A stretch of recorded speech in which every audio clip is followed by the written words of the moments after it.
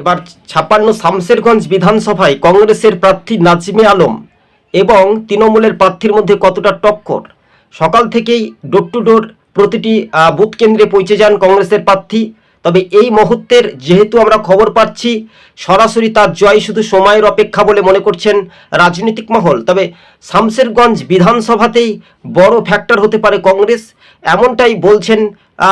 অর্থাৎ 51% মানুষ মনে করছেন যে কংগ্রেসের প্রার্থী শামসেরগঞ্জ থেকে জয়যুক্ত হচ্ছে, শুধু সময়ের অপেক্ষা।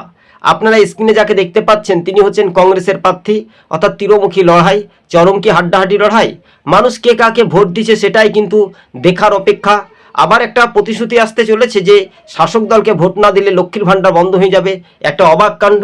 ঘটনাস্থলে সেইগুলো ব্যাখ্যা করার পূর্বে আমরা আজকের প্রতিবেদনগুলি তুলে ধরার চেষ্টা করেছি।